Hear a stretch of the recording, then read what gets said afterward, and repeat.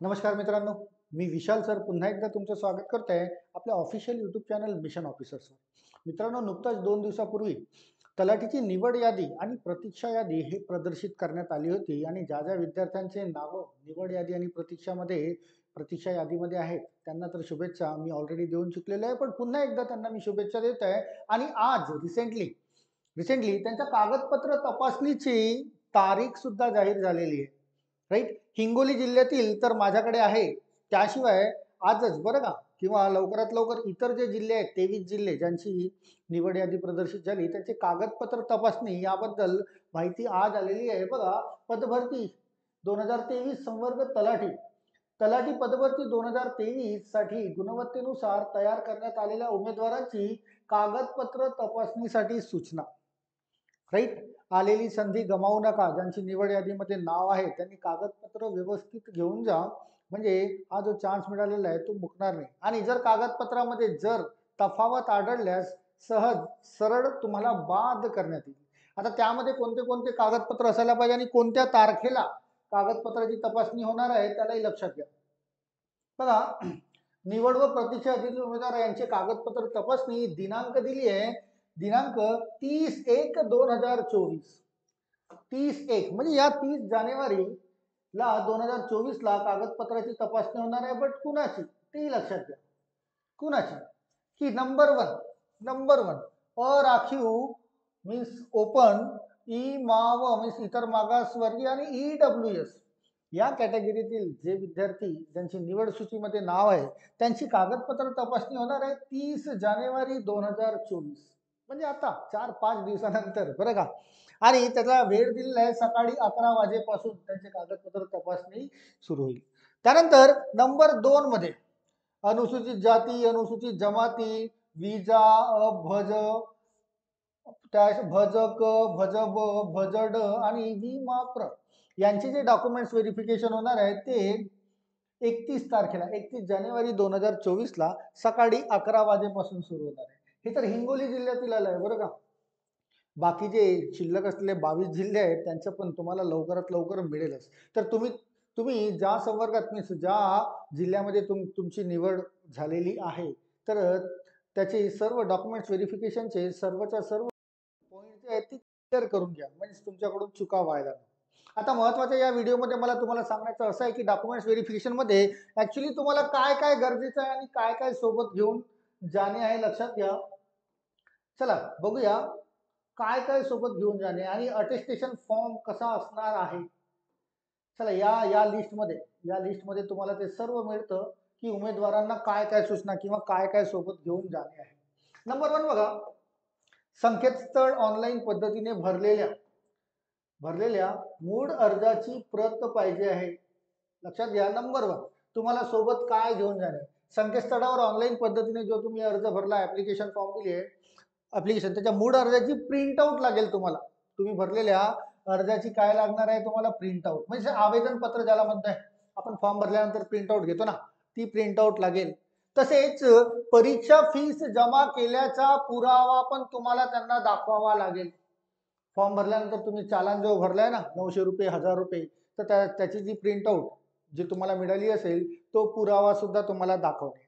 Right, हा झालाय number 1 कागदपत्र तपासणीमध्ये. नंबर 2 बघा, आत्महत्याग्रस्त शेतकऱ्यांचे पाल्य जर असतील तर असलेल्या उमेदवारांनी शासन निर्णय महसूल व वन विभाग या क्रमांकानुसार या तारखेनुसार अन्वय गठीत करण्यात आलेल्या जिल्हाधिकारी यांच्या अध्यक्षतेखाली समितीने ज्या कुटुंबात शेतकऱ्यांच्या आत्महत्या प्रकरणी मदतनीस पात्र ठरवले असल्यास त्याबाबतची कागदपत्रे. बघा, मागच्या व्हिडिओमध्ये पण मी याला तुम्हाला मेन्शन केलं होतं की आत्महत्याग्रस्त शेतकऱ्यांची जर तुम्ही पाल्य असाल तर त्याची सर्टिफिकेट मिळतं बरं का, त्याचं प्रमाणपत्र मिळतं. जर तुम्ही त्याच्याशी रिलेटेड असाल तर तुमच्याकडे ते प्रमाणपत्र असायला पाहिजे. जिल्हाधिकारी कार्यालयातून तयार होतं बरं का ते. त्यानंतर नंबर 3 वर या. नंबर 3 पुन्हा काय लागेल?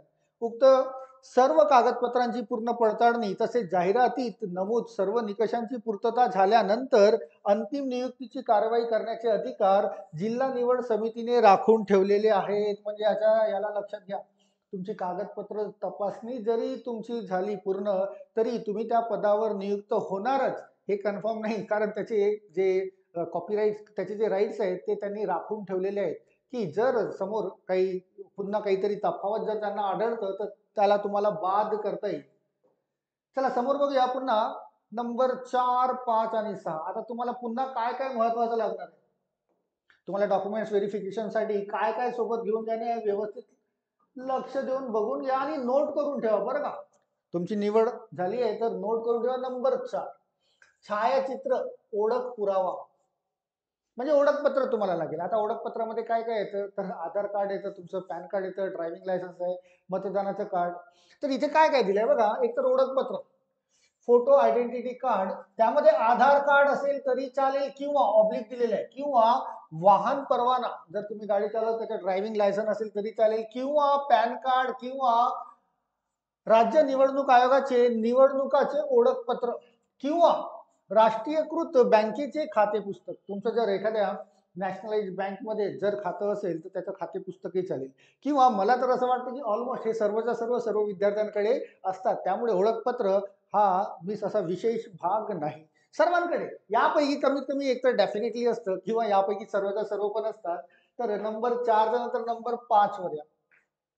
इथे काय बोलताय बघा, वरील सर्व उमेदवारांना याद्वारे कळवण्यात येत आहे की सदर यादी या कार्यालयाचे जिल्ह्याचे संकेतस्थळ यावर प्रसिद्ध करण्यात आलेली आहे. यावर प्रसिद्ध करण्यात आलेली आहे. ओके.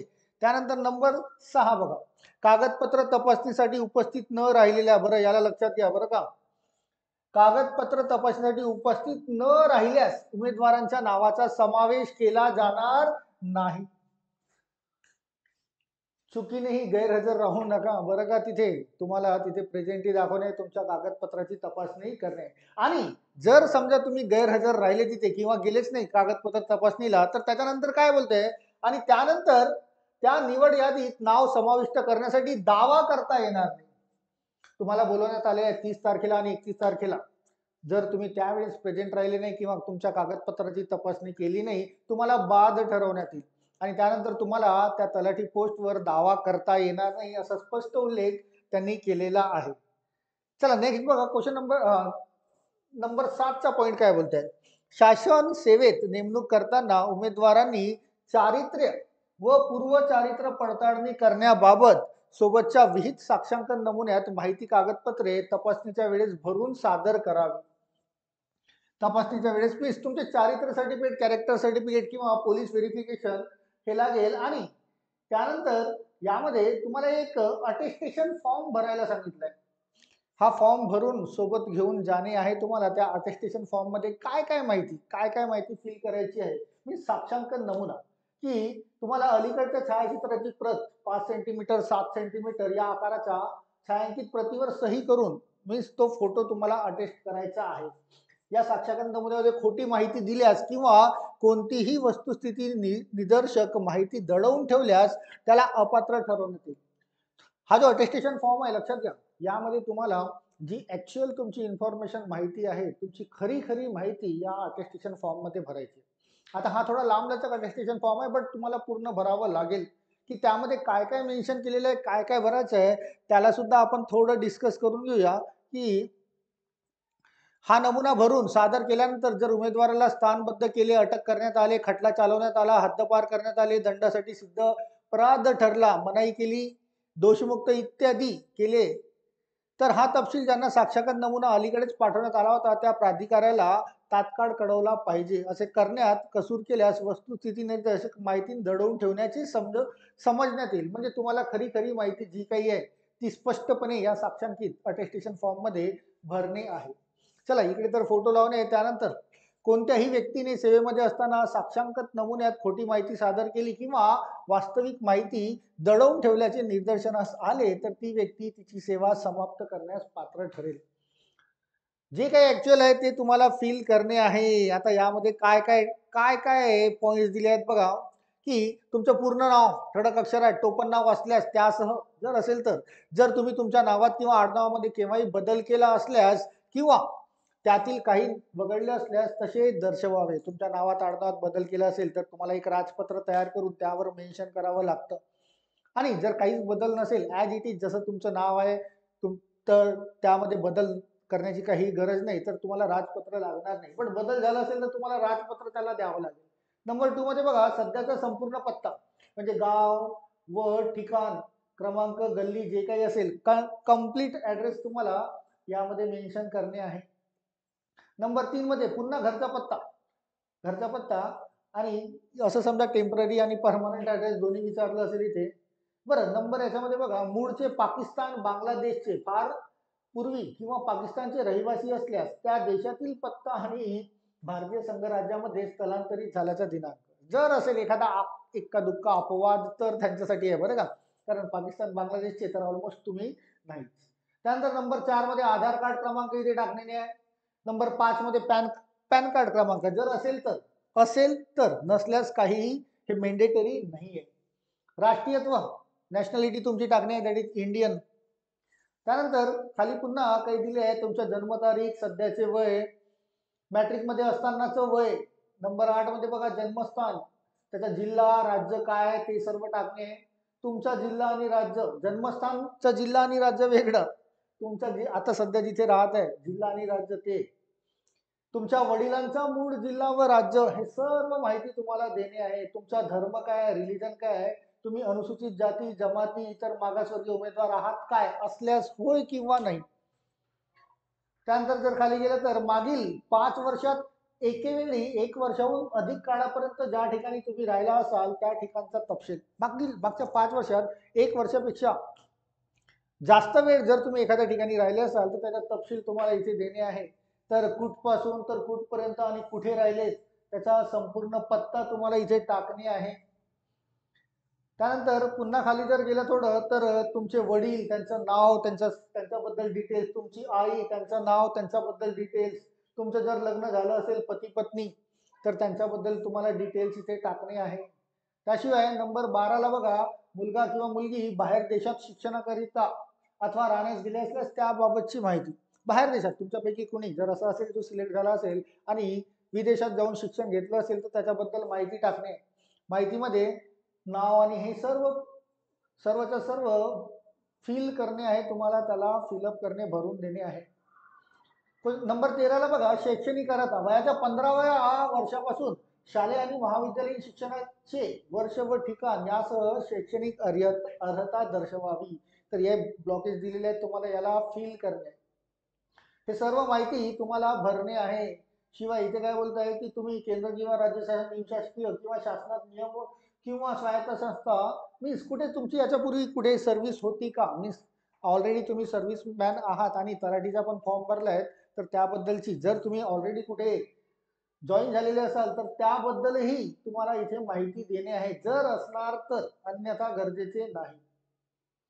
तर हा सर्व फॉर्म तुम्हाला, अटेस्टेशन फॉर्म तुम्हाला भरून सोबत घेऊन जाऊन तुमचे मूळ प्रमाणपत्र पण घेऊन जाणे आहेत. त्यानंतर तुम्हाला आतापर्यंत कधी स्थानबद्ध ठेवले होते का, होय किंवा नाही मध्ये याचं उत्तर देणे. तुम्हाला आतापर्यंत कधी अटक करण्यात आली का, काही गुन्हा वगैरे तुमच्यावर आहे का, प्रलंबित किंवा खटला सुरू आहे का, तुमच्या विरुद्ध खटला दाखल, होय किंवा नाही मध्ये याचा आन्सर देणे आहे. हा नमुना भरतेवेळी कोणत्याही न्यायालयात आपल्या विरुद्ध फौजदारी खटला प्रकरण प्रलंबित आहे का, सध्या तुमच्यावर एखादी केस सुरू आहे का, सरळ सरळ याचं असं म्हणणं आहे. मीन्स कोर्टाच्या चक्रा सुरू आहेत का तुमच्या त्या, तुम्हाला न्यायाकडून कोणत्या अपराधाबद्दल आतापर्यंत सिद्ध अपराधी ठरवण्यात आलेला आहे का, यापूर्वी एखादी जर क्रिमिनल केस जर तुमच्यावर असेल तर होय किंवा नाही याचं उत्तर इथे देणे आहे. कुठलाही भाग लपवून ठेवायचा नाहीये. तुम्हाला कोणत्याही विद्यापीठ, इतर शैक्षणिक प्राधिकरण संस्था यांनी काढून टाकले आहे का, असं जर झालं असेल तर होय किंवा नाही मध्ये उत्तर द्या. तर अशा पद्धतीने हा अटेस्टेशन फॉर्म तुम्हाला फिलअप करणे आहे. आणि अटेस्टेशन फॉर्म फिलअप झाल्यानंतर बरं इथे हे सुद्धा बघताय बरं का, तुमच्या निवास भागातील 2 जबाबदार व्यक्तींची नावे किंवा तुम्हाला ओळखणाऱ्या 2 संदर्भी व्यक्तींची नावे इथे देणे आहे. आणि त्याशिवाय महत्वाचं शपथपत्र तुम्हाला एक साइन आउट करणे. शेवटी शपथपत्रामध्ये काय बोलताय, मी असे प्रमाणित करतो की माझे पुरोगामी दिलेली माहिती ही अचूक आणि माझ्या संपूर्ण माहितीप्रमाणे तुम्ही जी माहिती भरलेली आहे ती अचूक आहे, खरी आहे, हे शपथपत्र तुम्हाला देणे आहे. आणि जर चुकीची आढळली तर तुम्हाला बाद करण्यात येईल, अपात्र करण्यात येईल. तर त्यासाठी पण इथे समोर लिहिलेलं आहे बरं का. आणि त्याचा परिणाम म्हणून मी देखील फौजदारी वैध कारवाईस पात्र आहे किंवा तुम्हाला फौजदारी किंवा तुमच्यावर लीगल कारवाई करण्यात येईल असं बोलताय. तुमची सही लागेल इथे, दिनांक लागेल आणि तेच इंग्रजीमध्ये पण इथे दिलेलं आहे. तर मित्रांनो, तुमचं नाव निवड यादीमध्ये आलेलं आहे आणि निवडमध्ये यादीमध्ये आलेलं आहे म्हणजे डॉक्युमेंट्स व्हेरिफिकेशन तर तुम्हाला डेफिनेटली करावे लागतीलच. आणि डॉक्युमेंट्स व्हेरिफिकेशन करायचे असतील तर वरचा हा सर्व हा हिंगोलीसाठी आहे बरं का. बाकी जिल्ह्यांचा पण प्रदर्शित होणार आहे, लगेच होईल बरं का, लगेच मिळून जाईल तुम्हाला. कुणाचा नागपूर जिल्हा असेल, कुणाचा छत्रपती संभाजीनगर असेल, कुणाचा मुंबई असेल, जोही असेल त्यांना नक्कीच डेट हे मिळेल, राईट. तर तुम्हाला पूर्ण याची तयारी करून जायचं आहे बरं का. एकही डॉक्युमेंट्स याच्यातले मिस व्हायला नको. स्पेशली अटेस्टेशन फॉर्म जो तुम्हाला आता दाखवलाय तो फॉर्म भरून घेणे आहे व्यवस्थित. कुठलीही माहिती लपवून ठेवू नका. लपवण्याचा जरी प्रयत्न कराल तर ते काढून टाकतात बरं का. त्यांना ती माहिती मिळून जाईल आणि तुम्हाला विनाकारण अपात्र घोषित करण्यात येईल, राईट. आता यामध्ये असं पण आहे की भरपूर विद्यार्थी जे आहेत, भरपूर सांगतोय की डॉक्युमेंट्स व्हेरिफिकेशन मध्ये बाद होण्याची शक्यता असतं बरं का. त्यामुळे जे प्रतीक्षा यादीतील जे विद्यार्थी आहेत त्यांनी पण तयारी करून ठेवा. काय बोलताय मी, प्रतीक्षा यादीचे विद्यार्थी त्यांनी आपली तयारी करून ठेवा, कारण डॉक्युमेंट्स व्हेरिफिकेशन मध्ये ऑलमोस्ट 5 ते 6% विद्यार्थी तर हे बाद होतात. तर आय होप की हे तुम्हाला समजलं असेल. हे हिंगोली जिल्ह्याचं आहे, याशिवाय इतर जिल्ह्यांचं पण तुम्हाला लवकरच मिळेल. मीन्स तुम्ही ज्या जिल्ह्यामध्ये फॉर्म टाकलाय, जिथे निवड झाली आहे तुमची, त्याचं पण तुम्हाला लवकरच तारीख आणि वेळ तुम्हाला मिळेल, राईट.